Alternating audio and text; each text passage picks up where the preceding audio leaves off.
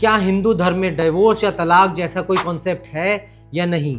आज इस वीडियो में हम इसके बारे में जानेंगे। नमस्कार, मेरा नाम है गगन चावला, मैं एक एडवोकेट हूँ और BNG लॉ एसोसिएट्स का फाउंडर हूँ। ट्रेडिशनली हमारे हिंदुइज्म में तलाक या डिवोर्स जैसा कोई कॉन्सेप्ट नहीं था। हाँ, जब अंग्रेज इंडिया आए, उन्होंने इंडिया को रूल किया, तो वो ये कॉन्सेप्ट अपने देश से, अपने धर्म से ले आए। पर उसके बाद इसको कुछ कुछ एरियाज में उन्होंने इम्प्लीमेंट किया, पर ये कोडिफाइड लॉ नहीं था।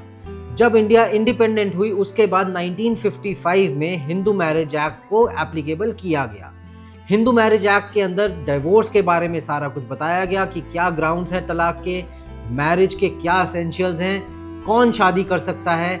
इस एक्ट की वजह से एक तो हिंदुइज्म में पॉलीगैमी की प्रथा यानी एक से ज़्यादा शादी करने की प्रथा खत्म हुई, क्योंकि इस वक्त हिंदुइज्म में एक इंसान एक वक्त पे एक ही शादी कर सकता है।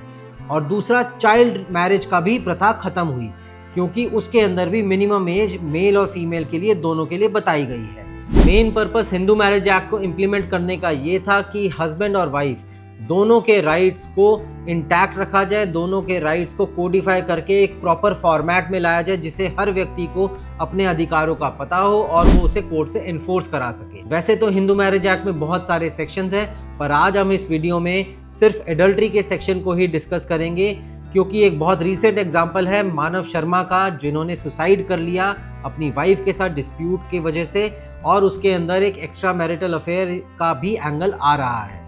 तो अब हम जानते हैं कि एडल्ट्री है क्या।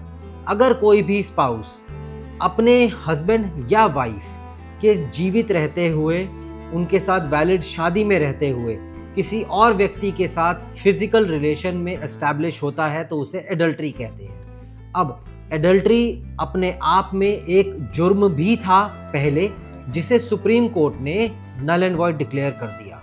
यानी अब अगर शादी में रहते हुए किसी और व्यक्ति के साथ फिजिकल रिलेशनशिप में हैं, तो ये जुर्म नहीं है। हाँ, ये एक ग्राउंड फॉर डिवोर्स है, यानी आप इस पे एक अपना ग्राउंड बना के तलाक ले सकते हैं, पर इससे अपने स्पाउस को सजा नहीं दिला सकते। अब एडल्ट्री साबित करने के लिए कोर्ट में आपके पास कोई एक ऐसा प्रूफ होना चाहिए, जिससे आप कोर्ट में ये बता सकें, ये प्रूव कर सकें कि आपका स्पाउस किसी और व्यक्ति के साथ एक फिजिकल या सेक्सुअल रिलेशनशिप में इन्वॉल्व है। हाँ, इस पे भी कई सारी सुप्रीम कोर्ट की जजमेंट है, जिसमें एक जजमेंट बहुत इंपॉर्टेंट है, जो ये कहती है कि अगर एक मेल और फीमेल किसी एक होटल रूम में या किसी एक आइसोलेटेड जगह में 1 घंटा या कुछ वक्त के लिए साथ हैं, तो वो बाइबल नहीं पढ़ रहे होंगे। It is obvious that they are in a adulterous relationship. तो यस, इस तरीके का आपको कोई प्रूफ लेकर आना पड़ेगा अगर आप ये प्रूफ करना चाहते हैं। अगर आपके पास ऐसा कोई प्रूफ नहीं है, या आपको ये लगता है कि आपका स्पाउस एडल्ट्रस रिलेशनशिप यानी सेक्सुअल रिलेशनशिप में इन्वॉल्व नहीं है, पर उसका कोई अफेयर है, तो उस अफेयर को आप एक मेंटल क्रूएलिटी के ग्राउंड में लेकर आ सकते हैं। क्योंकि स्पाउस के लिए एक ये बहुत ही ज़्यादा बुरी बात है, उसके लिए क्रूअल बात है कि उसका स्पाउस, उसका पति या उसकी वाइफ उसके रहते हुए किसी और व्यक्ति के साथ इमोशनली इन्वॉल्व है, किसी रिलेशनशिप में है।